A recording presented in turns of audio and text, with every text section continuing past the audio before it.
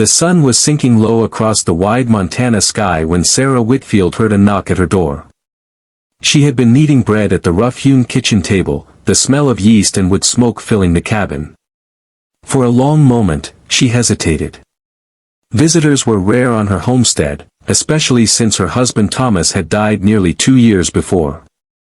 Wiping flour on her apron, Sarah opened the door cautiously. A tall, broad-shouldered man stood on her porch. His shirt was dusty, sleeves rolled to his elbows, and his hat was tucked respectfully in one hand. In the other, he held a battered suitcase. Behind his leg, half hidden, stood a little girl of about 7. Her hair was the color of summer wheat, braided neatly, though the ribbon had seen better days. "I was told you needed a rancher," the man said, his voice deep, steady, with a note of weariness. "Name's Daniel Harper." Sarah's hand tightened on the doorframe. A dozen thoughts tumbled through her head. Wariness, hope, and the unrelenting fear of a woman alone in the West. She glanced past him at the girl, whose wide hazel eyes studied her silently. "And who might she be?" Sarah asked, softening her tone. Daniel's jaw flexed. "My daughter, Emily. Her mama passed 2 winters ago. It's just us now." For a long while, Sarah said nothing. She hadn't advertised for help.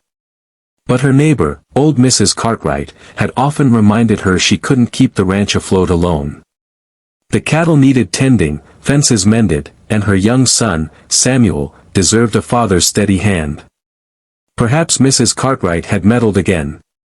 Still, Sarah couldn't deny the truth, the ranch was slipping from her grasp. The barns sagged, the well pump wheezed, and there weren't enough hours in a day to manage everything. She stepped aside. "Come in." Daniel Harper set his hat on the table, his daughter clinging to his hand as though it were a lifeline. Emily's gaze darted around the cabin, landing on the loaf of bread rising near the stove. Samuel, a boy of 9, peeked shyly from behind his mother's skirts.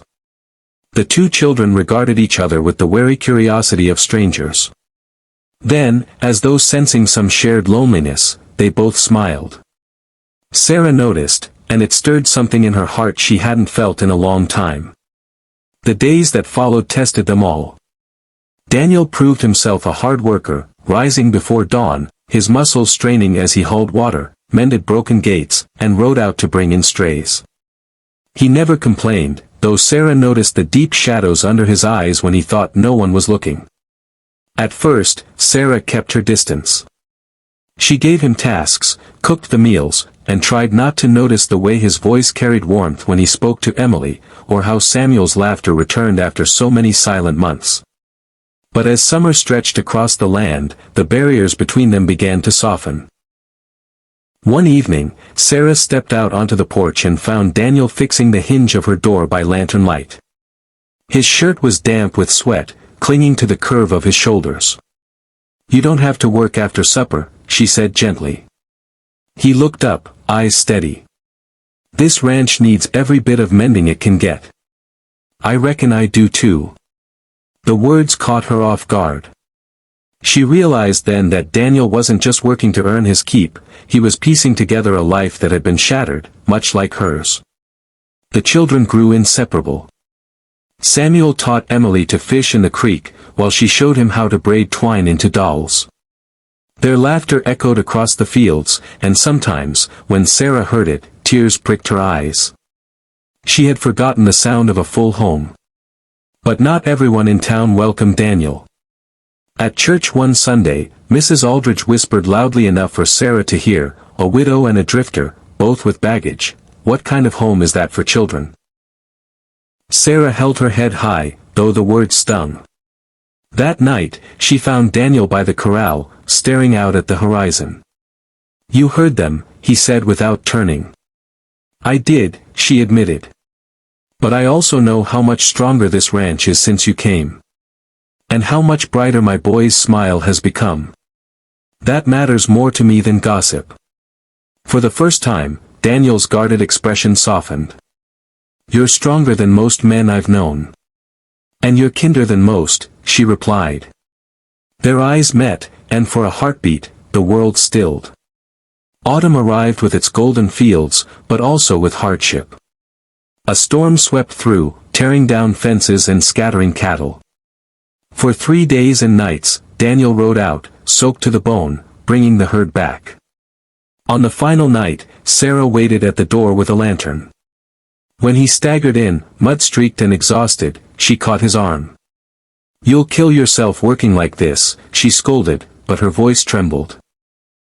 He looked at her, rain dripping from his hair. "I can't lose this chance, Sarah. Not the ranch. Not you. Not the family we're building." Her breath caught. The words hung between them, heavier than the storm outside. And then, with the lantern light flickering, she kissed him. Winter settled harsh and cold, but the cabin glowed with warmth. The children played by the fire, Sarah sewed while Daniel carved small wooden toys for Emily and Samuel. Their laughter, once scarce, now filled every corner. One night, Daniel reached across the table, taking Sarah's hand in his. "I came here thinking I'd offer my hands to mend fences and earn a roof for Emily. But what I found was more than work. I found a home. And if you'll have me, I'd like to make it official." Sarah's eyes brimmed with tears. She thought of the day he had knocked on her door, a stranger with a suitcase and a little girl. She thought of the long nights of loneliness that had slowly been replaced by hope. She nodded, unable to speak. Daniel squeezed her hand. Emily beamed, and Samuel cheered, "Does that mean you're my pa now?" Daniel's voice broke as he answered, "If you'll have me, son." Spring brought blossoms, and with it, a wedding beneath the wide Montana sky. Neighbors gathered, some still whispering, but Sarah no longer cared. She stood beside Daniel, her children at her side, and felt whole for the first time in years. When the preacher asked if she took this man, Sarah looked into Daniel's steady eyes and smiled.